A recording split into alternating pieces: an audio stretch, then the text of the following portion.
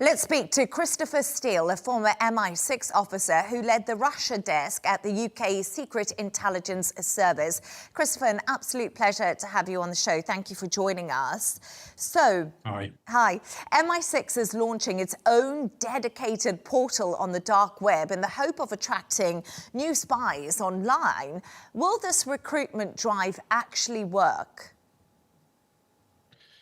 Well, it's early days yet and difficult to say. I mean, the experience in the private sector, the private intelligence sector, which I now work in, is relatively positive in that the dark web has become a medium in which you can obtain information of relevance to investigations, for example. However, in general, the information that you glean on the dark web tends to be documentary in nature and quite low grade in a sense, more routine intelligence on people's movements and people's interests and things like that. And not the sort of high-level strategic intelligence on China and Russia that certainly the governments of Western countries are looking for. So it'll be intriguing to see, and we may not know, of course, in due course whether this works or not, but it's certainly worth a try. In the recruitment video, it says for over 100 years, the bedrock of MI6 has been face-to-face. How safe is it going to be digitally, especially when it now comes to the sophistication of hackers, even when it comes to the dark web and encrypted websites? Yes, there's an inherent problem with running people as sources remotely, indirectly, and so on. In that, as is said, the bedrock of intelligence relationships is trust based on personal contact and personal history, if you like. But the fact is that in this situation we're in, with particularly countries like Russia, it's extremely difficult for people to travel and so on outside of the country. We have to try and use whatever means we've got for obtaining information. The issue will be, of course, that there is a greater risk, I believe, of disinformation and of fake information, and actually of being set up by the other side. So we'll need to be very careful in triangulating, corroborating information that we get from news sources and to test them out. And I suspect that this will not be a sole means of running news sources. It may be a sort of routine method, and that will be supplemented by face-to-face meetings where those become possible. In his final public speech as MI6 chief, Richard Moore warned that Putin doesn't want peace and accused China of supporting Russia's war efforts. How concerning do you think this warning is?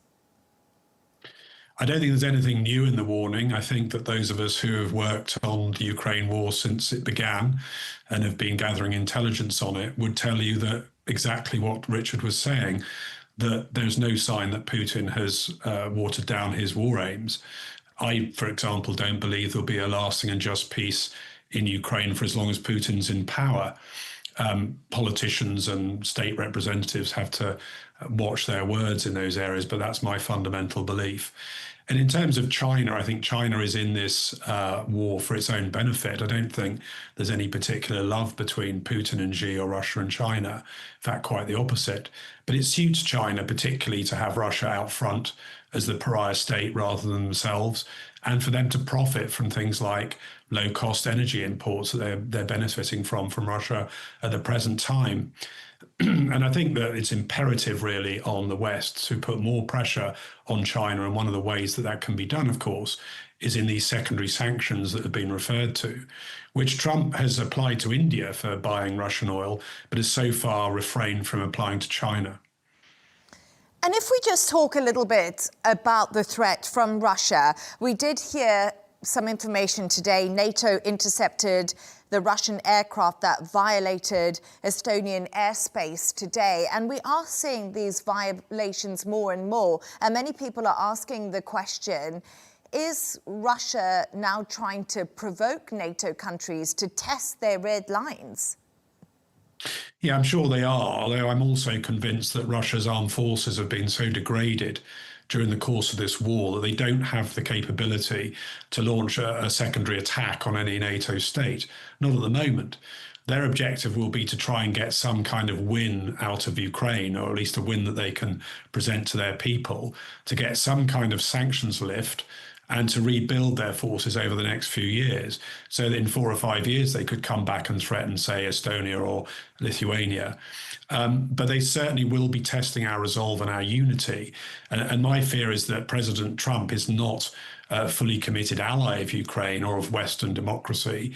And that's what the Russians sense. And they sense a weakness and a disunity that surrounds Trump and his administration, who are very different from their predecessors, and in reality have a very different approach to this than our own government does, say, in the UK. And it's really interesting because if we think of Russia's President Vladimir Putin, he was former KGB, and it's been really well documented that he is a great manipulator. And do you think that this is something that's been happening behind the scenes when it comes to negotiations and trying to stop the war in Ukraine? Yeah, I think Putin's great strength in many ways has been to allow Russia to punch above its weight, quite literally. Russia's never had the capability to control and dominate Ukraine or to take on the West, really, either economically or militarily. But he seems to have got the upper hand in personal interactions with people like Angela Merkel, arguably George W. Bush, and now Trump. And that's a very worrying trend. And I think it needs to be called out. And the truth of Russia and Russia's relatively lack of strength and lack of success in this war, after all, has to be put on the table as a way of pressurizing Putin into drawing back. Although, as I say, I personally don't believe that we'll see a proper peace settlement under Putin. And just one really quick question before I let you go. We're talking about a recruitment drive into MI6. If somebody's interested, what credentials do they need, Christopher? I don't want to go too much into that, but essentially what you need is to have access to information that can't be obtained by other means. And the higher quality of that information, the better. But I think also there are a whole load of personal attributes, bravery, discretion, self-discipline, and everything else that comes into play in a good source. And it's a relationship that develops at a very deep level of trust. And trust takes a long time to build up and is lost very rapidly. And so that's the basis, I think, of human intelligence work. Christopher Steele, it was a pleasure to chat to you. Thank you so much for your analysis and insights.